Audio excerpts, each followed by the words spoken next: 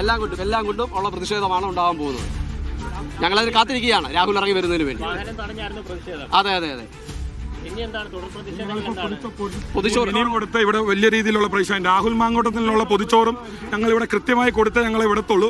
എന്താണെന്ന് വെച്ചാൽ ഈ കേരള നാട്ടിലെ സ്ത്രീകൾക്കെതിരെ വലിയ രീതിയിലുള്ള ലൈംഗിക വൈകൃതമുള്ള ആളാണ് ഈ രാഹുൽ മാങ്കൂട്ടം. ഇദ്ദേഹം രാജിവെക്കുന്നിടം വരെയും ഇദ്ദേഹം ഞങ്ങളുടെ പൊതിച്ചോറിനെതിരെ വലിയ രീതിയിലുള്ള മോശമായ വർത്തമാനം പറഞ്ഞതിന് ഇന്ന് ഞങ്ങളുടെ പൊതിച്ചോറ് തന്നെ കൊടുത്ത് ഞങ്ങൾ അദ്ദേഹത്തെ സ്വീകരിച്ച് ജയിലിലേക്ക് വിടുന്നതായിരിക്കും.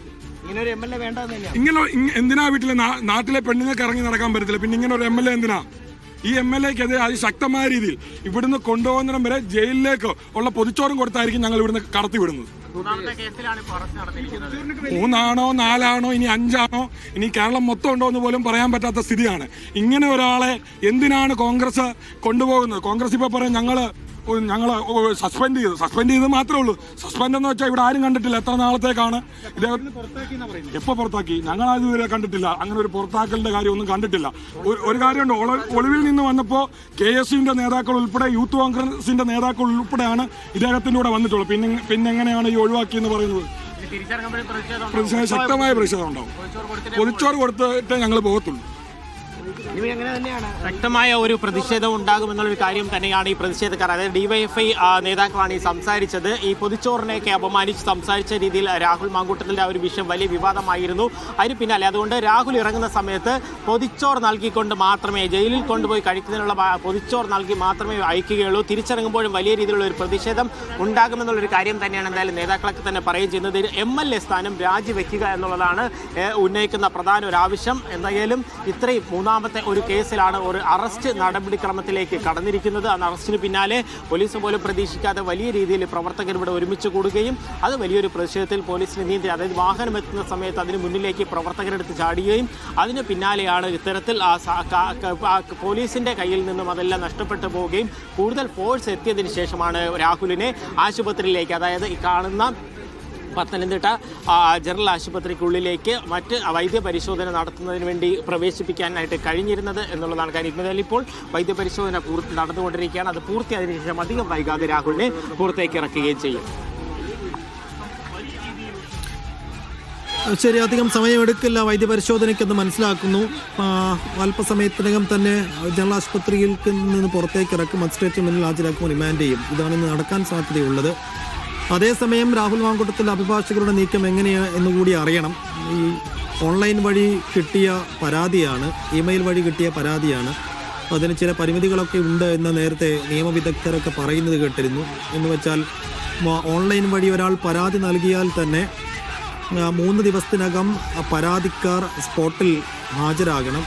അങ്ങനെയെങ്കിൽ ഇന്നലെ കിട്ടിയ പരാതിയാണെങ്കിൽ ഇന്നോ നാളെയോ ഈ പരാതിക്കാർ നേരിട്ട് തിരുവല്ല പോലീസ് സ്റ്റേഷനിലെത്തി മൊഴി നൽകേണ്ടതുണ്ട്. അങ്ങനെ പരാതിക്കാരെത്തുമോ എന്നതൊക്കെ ഉള്ളത് അറിയണം. എന്തായാലും എന്താണ് ഈ പരാതിയുടെ സ്വഭാവം എന്നത് സംബന്ധിച്ച് കൂടുതൽ വിവരങ്ങളൊന്നും നമുക്ക് ലഭ്യമല്ല. പോലീസ് നൽകിയ സൂചനകൾ മാത്രമേ ഉള്ളൂ. ഇന്ന് രാവിലെ 6 മണി മുതൽ ചോദ്യം ചെയ്യാൻ തുടങ്ങിയതാണ്. ചോദ്യം ചെയ്യലുമായി പൂർണ്ണാർത്ഥത്തിൽ രാഹുൽ മാങ്കൂട്ടത്തിൽ സഹകരിക്കുന്നില്ല എന്ന വിവരങ്ങളൊക്കെ നേരത്തെ പുറത്തു വന്നിരുന്നു. അങ്ങനെയെങ്കിൽ എന്താണ് ഇനി പോലീസിന് പറയാനുണ്ടാവുക എന്നതും പ്രസക്തമാണ്. രാഹുൽ മാങ്കൂട്ടത്തിനെ ആശുപത്രിയിലേക്ക് കിടക്കുമ്പോൾ അദ്ദേഹത്തിൻ്റെ പ്രതികരണത്തിന് വേണ്ടി മാധ്യമപ്രവർത്തകർ ശ്രമിച്ചിരുന്നു. പക്ഷേ അദ്ദേഹം ഒന്നും പറയാൻ കഴിയാത്തൊരവസ്ഥയാണ് ആ സമയത്ത് ഉണ്ടായിരുന്നത്. സമയം പുറത്ത് വലിയ ബഹളവും വലിയ പ്രതിഷേധവും ഉണ്ടായിരുന്നു. കൂക്കി വിളിച്ചാണ് BJP CPM പ്രവർത്തകർ അദ്ദേഹത്തെ എതിരേറ്റത്. എന്തായാലും ഇനി ആശുപത്രിയിൽ നിന്ന് പുറത്തേക്ക് ഇറക്കുമ്പോഴും അതേ പ്രതിഷേധം തുടരും. ഇനി ആശുപത്രിയിൽ നിന്ന് നേരെ മജിസ്ട്രേറ്റിന് മുന്നിലേക്കാണ് കൊണ്ടുപോവുക. അതിനുശേഷം റിമാൻഡ് ചെയ്യും, ജയിലിലേക്ക് കൊണ്ടുപോകും. പോലീസ് കസ്റ്റഡിയിൽ വാങ്ങുമോ എന്നതുകൂടി കാത്തിരുന്ന് കാണണം. കാരണം ഈ പരാതിയുടെ സ്വഭാവം അനുസരിച്ചായിരിക്കും നാളെയോടുകൂടി, ഇന്ന് രാത്രിയോടുകൂടി പരാതിക്കാരി നാട്ടിലെത്തുമെന്ന വിവരങ്ങളുണ്ട്. ഇങ്ങനെ നാട്ടിലെത്തിക്കഴിഞ്ഞാൽ രഹസ്യമൊഴി എടുത്തു കഴിഞ്ഞാൽ കൂടുതൽ തെളിവുകൾ ശേഖരിക്കേണ്ട പണിയുണ്ട് പോലീസിന്. അങ്ങനെയെങ്കിൽ എന്താണ് ഈ പരാതിയുടെ നിജസ്ഥിതി, ഈ പരാതിയുടെ വിശദാംശങ്ങൾ, ഇതൊക്കെ പോലീസ് തേടുന്നു ഈ സമയം എന്നതുകൂടിയാണ് മനസ്സിലാക്കുന്നത്. ലിജോ റോളൻസ് തുടരുന്നുണ്ട്. ലിജോ, ഈ പരാതി സംബന്ധിച്ച് അവിടെ നിൽക്കുമ്പോൾ ലഭ്യമാകുന്ന വിവരങ്ങൾ എന്തൊക്കെയാണ്? ഇപ്പോൾ നേരത്തെ റിട്ടയർഡ് SP സുഭാഷ് ബാബു ഒക്കെ സംസാരിച്ചതനുസരിച്ച് ഓൺലൈൻ വഴി ലഭിച്ചിരിക്കുന്ന പരാതിയാണ്. 3 ദിവസത്തിനുള്ളിൽ പരാതിക്കാർ നേരിട്ട് ഹാജരാകേണ്ടതുണ്ട്. അങ്ങനെയെങ്കിൽ പരാതിക്കാർ ഇന്നോ നാളെയോ എത്തിച്ചേരണം. അത് സംബന്ധിച്ചൊക്കെ ലഭിക്കുന്ന വിവരങ്ങൾ എന്താണ് ലിജോ? സൈഫുദ്ദീൻ, അത് സംബന്ധിച്ച് നേരത്തെ സാജിദ് അജ്മൽ റിപ്പോർട്ട് ചെയ്തതുപോലെ തന്നെ ഒരുപക്ഷെ ഇന്ന് വൈകുന്നേരത്തോടു കൂടെ തന്നെ പരാതിക്കാരി നാട്ടിലേക്ക് എത്താനുള്ള ഒരു സാധ്യത കാണുന്നു എന്നുള്ളത് തന്നെയാണ് പ്രധാനപ്പെട്ട കാര്യം. കൃത്യമായി വീഡിയോ കോൺഫറൻസിങ്ങിലൂടെ മൊഴി രേഖപ്പെടുത്തുന്നതിന് വേണ്ടി സാധിച്ചിട്ടുണ്ടായിരുന്നു. അതിന് പിന്നാലെ നേരിട്ട് മൊഴിയെടുക്കുക, അതായത് രഹസ്യ മൊഴി നൽകുക എന്നുള്ളതാണ് ഇത്തരത്തിലൊരു കേസിനെ സംബന്ധിച്ച് ഏറ്റവും നിർണായകമായിട്ടുള്ള ഒരു കാര്യം. അതുകൊണ്ട് തന്നെ അത്തരത്തിൽ ആ രഹസ്യ മൊഴി രേഖപ്പെടുത്തുന്നതിന് വേണ്ടി ഇന്ന് വൈകുന്നേരത്തോടു കൂടെ തന്നെ അല്ലെങ്കിൽ നാളെ ഈ ഒരു 2 ദിവസത്തിനുള്ളിൽ തന്നെ ഇത്തരത്തിൽ എത്തുമെന്നൊരു കാര്യം തന്നെയാണ് പറയുന്നത്. അറസ്റ്റ് രേഖപ്പെടുത്തിയിരിക്കുന്നത് ഇന്നാണ്. അപ്പോൾ ആ അറസ്റ്റ് രേഖപ്പെടുത്തി കേസ് രജിസ്റ്റർ ചെയ്ത് 3 ദിവസത്തിനുള്ളിൽ എത്തുക എന്നുള്ളതാണ് നേരത്തെ റിട്ടയർഡ് SP പറഞ്ഞ ഒരു സ്വാഭാവിക നടപടിക്രമം. അങ്ങനെയാണെങ്കിൽ 2 ദിവസത്തിനുള്ളിൽ അവർ നാട്ടിലേക്ക് എത്തി മജിസ്ട്രേറ്റ് മുന്നിൽ രഹസ്യമൊഴി നൽകിയാൽ മതിയാവും. അത് നടപടിക്രമം എത്രയും വേഗം പൂർത്തിയാക്കാനുള്ള ഒരു ശ്രമം തന്നെയാണ് ഇപ്പോൾ പോലീസ് നടത്തിക്കൊണ്ടിരിക്കുന്നത്. ഇത്തരത്തിൽ ഒരു പെട്ടെന്നുള്ള ആ ഒരു അപ്രതീക്ഷിതമായൊരു നീക്കത്തിലൂടെ അറസ്റ്റ് ചെയ്യാൻ കഴിഞ്ഞു എങ്കിൽ സ്വാഭാവികമായിട്ടും മറ്റ് നടപടിക്രമങ്ങളെല്ലാം തന്നെ കൃത്യമായി പൂർത്തിയാക്കും എന്നുള്ളത് കാര്യം തന്നെയാണ് അറിയാനായിട്ട് കഴിയുന്നത്. അതുകൊണ്ട് തന്നെയാണ് അത്തരത്തിലുള്ള ഒരു നടപടിക്രമം നമ്മൾ പ്രതീക്ഷിക്കുകയും ചെയ്യുന്നത്. ഈ കേസിനെ സംബന്ധിച്ചിടത്തോളം മറ്റ് 2 കേസുകളെക്കാൾ വരും മറ്റ് 2 കേസുകളിൽ നിർബന്ധിച്ച് ഗർഭഛിദ്രം നടത്താനൊക്കെ ഒരു ഫോഴ്സ്ഫുള്ളി അത്തരത്തിലൊരു കാര്യങ്ങളിലേക്ക് പോയെങ്കിൽ ഇത് കുറച്ചുകൂടെ കടന്നുകൊണ്ട് സാമ്പത്തികമായുള്ള ആരോപണങ്ങൾ ഉൾപ്പെടെയുള്ള കാര്യങ്ങളൊക്കെ ആ ഒരു ആരോപണമായി പറയുകയും ചെയ്യുന്നുണ്ട്. അത്തരത്തിൽ ഒരു ആരോപണങ്ങളൊക്കെ വരുന്ന സമയത്ത് അത് ചോദ്യം ചെയ്യലിലൊക്കെ രാഹുൽ മാങ്കൂട്ടത്തിൽ ആ കാര്യങ്ങളെല്ലാം, അതായത് ഉഭയകക്ഷി സമ്മതപ്രകാരമുള്ള ഒരു ബന്ധം ഉണ്ടായിരുന്നു എന്നുള്ളൊരു കാര്യം സമ്മതിക്കുന്നുണ്ട്. പക്ഷേ അത് കടന്നുള്ള ഈ സാമ്പത്തിക ആരോപണം മറ്റു കാര്യങ്ങളെല്ലാം തന്നെ പൂർണ്ണമായിട്ടും നിഷേധിക്കുകയാണ് രാഹുൽ മാങ്കൂട്ടത്തിൽ MLA ചെയ്യുന്നത്. അത് തന്നെയാണ് അതിൽ ഏറ്റവും പ്രധാനപ്പെട്ട ഒരു കാര്യമെന്നുള്ളത്. അപ്പോൾ അത്തരത്തിൽ എന്താണ് ഈ രാഹുൽ മാങ്കൂട്ടത്തിൽ ഇതുമായി ബന്ധപ്പെട്ടുകൊണ്ട് ഇനി മജിസ്ട്രേറ്റിന് മുന്നിൽ എത്തുന്ന സമയത്ത് അവിടെ ആയിരിക്കും അഭിഭാഷകനോ അല്ലെങ്കിൽ കുടുംബാംഗങ്ങൾ ഉൾപ്പെടെയുള്ളവർ എത്തുക. കുടുംബം നേരത്തെ അവിടെ എത്തിയിരുന്ന കുടുംബാംഗങ്ങളാരും തന്നെ ഇവിടേക്ക് എത്തിയിട്ടില്ല. മറിച്ച് അവരുള്ളതെല്ലാം തന്നെ ഒരു മജിസ്ട്രേറ്റിനടുത്തേക്കായിരിക്കും പോയിട്ടുണ്ടാവുക. ഈ കേസിൻ്റെ ഒരു നിലവിലെ ഒരു അന്വേഷണം, നിലവിലെ ഒരു സ്ഥിതി അനുസരിച്ചുകൊണ്ട് റിമാൻഡിലേക്ക് പോകുക എന്നുള്ളത് തന്നെയാണ് വളരെ ഗുരുതരമായ കാര്യങ്ങളാണ് പരാതിക്കാരി ഇതിൽ ഉന്നയിച്ചിരിക്കുന്നത്. ഇതുകൊണ്ട് തന്നെ ഈ തരത്തിൽ ഗർഭിണിയായതിനു ശേഷം ആ ഭ്രൂണത്തിൻ്റെ DNA പരിശോധനയ്ക്ക് വേണ്ടി ഉൾപ്പെടെ ശേഖരിച്ചു വയ്ക്കുക, അതായത് രാഹുൽ തന്നെ പറ്റിക്കുകയാണ് എന്നുള്ളൊരു സംശയം ലഭിച്ച ആ സമയം മുതൽ തന്നെ അത്തരത്തിലുള്ള കാര്യങ്ങൾ കൃത്യമായി ആ ഒരു നിയമപരമായ കാര്യങ്ങൾ അവരും കൂടെ ശേഖരിക്കുന്നുണ്ടായിരുന്നു. അത് തന്നെയാണ് രാഹുലിന് കൂടുതൽ കൊടുക്കാവുകയും ചെയ്തിരിക്കുന്നത്.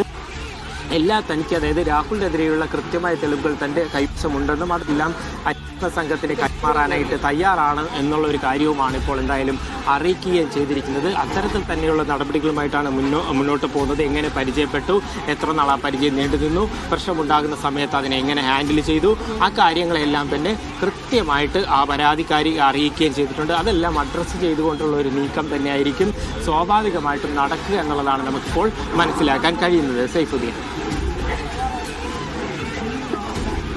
എന്തായാലും പത്തനംതിട്ട ജനറൽ ആശുപത്രിക്ക് മുന്നിൽ വലിയ പ്രതിഷേധമുണ്ടായി. ഇനിയിപ്പോൾ തിരിച്ചിറക്കുമ്പോഴും അതേ പ്രതിഷേധം തുടരാൻ തന്നെയാണ് സാധ്യത. അല്പസമയത്തിനകം തന്നെ വൈദ്യപരിശോധന പൂർത്തിയാക്കി രാഹുൽ മാങ്കൂട്ടത്തിനെ തിരിച്ചു കൊണ്ടുവരും. നേരെ മജിസ്ട്രേറ്റിന് മുന്നിൽ ഹാജരാക്കുന്നു, റിമാൻഡ് ചെയ്യുന്നു, ജയിലിലേക്ക് കൊണ്ടുപോകുന്നു. ഇതാണ് നടക്കാൻ സാധ്യതയുള്ളത്. ഒരേ സമയം അഭിഭാഷകരുടെ നീക്കം സംബന്ധിച്ചുള്ള വിവരങ്ങൾ കൂടി നമുക്കറിയണം. നേരത്തെ AR ക്യാമ്പിന് മുന്നിലേക്ക് അഭിഭാഷകരാരും എത്തിയിരുന്നില്ല. ഈ മജിസ്ട്രേറ്റിനടുത്തേക്കായിരിക്കും അഭിഭാഷകരെത്തുക സ്വാഭാവികമായി. അപ്പോൾ രാഹുൽ മാങ്കൂട്ടത്തിന് അഭിഭാഷകർക്ക് എന്ത് പറയാനുണ്ടാകും എന്നതും പ്രധാനപ്പെട്ട ആകാംക്ഷയാണ്. എന്തായാലും അപ്രതീക്ഷിതമായി 1-2 കേസുകളിൽ ജാമ്യം ലഭിച്ചതുപോലെ അല്ലെങ്കിൽ ഊരിപ്പോയതുപോലെയുള്ള അതിനുള്ള അവസരങ്ങളൊന്നും കൊടുക്കാതെ പഴുതടച്ചുകൊണ്ട് കൃത്യമായ ആസൂത്രണത്തിലൂടെ, പ്ലാനിങ്ങിലൂടെ ക്രൈംബ്രാഞ്ച് രാഹുൽ മാങ്കൂട്ടത്തിനെ പാലക്കാട് KPM ഹോട്ടലിൽ വെച്ച് കസ്റ്റഡിയിലെടുക്കുന്നു. ഇന്നലെ അർദ്ധരാത്രി 12:30 നേരെ പത്തനംതിട്ടയിലേക്ക് കൊണ്ടുവരുന്നു. AR ക്യാമ്പിനകത്തേക്ക് കയറ്റുന്നു, ചോദ്യം ചെയ്യുന്നു, ഇപ്പോൾ വൈദ്യപരിശോധനയ്ക്ക് കൊണ്ടുവരുന്നു. ഇതിനിടയിൽ ഈ ചോദ്യം ചെയ്യലുമായി കാര്യമായ പൂർണ്ണാർത്ഥത്തിൽ സഹകരിച്ചിട്ടില്ല എന്ന വിവരമാണ് ഇപ്പോൾ നമുക്ക് ലഭ്യമാകുന്നത്. എന്ന് വെച്ചാൽ ഈ കേസുമായി, 3ാമത്തെ പരാതിയുമായി ബന്ധപ്പെട്ട് കാര്യമായ വിവരങ്ങളൊന്നും ഇതുവരെ തുറന്നു പറഞ്ഞിട്ടില്ല അന്വേഷണ സംഘത്തോട് രാഹുൽ എന്നതാണ് നമ്മൾക്ക് മനസ്സിലാക്കാൻ കഴിയുന്നത്. അങ്ങനെയെങ്കിൽ ഇനിയും കസ്റ്റഡിയിൽ വാങ്ങേണ്ടി വരും. കസ്റ്റഡിയിൽ വാങ്ങി കൂടുതൽ ചോദ്യം ചെയ്തതിന് ശേഷം മാത്രമേ അക്കാര്യങ്ങളിലൊക്കെ ഈ കേസുമായി ബന്ധപ്പെട്ട് പോലീസ് സംഘത്തിനൊരു വ്യക്തത വരുത്താൻ കഴിയൂ. അതിന് പരാതിക്കാരി നേരിട്ട് ഹാജരാവുകയും വേണം.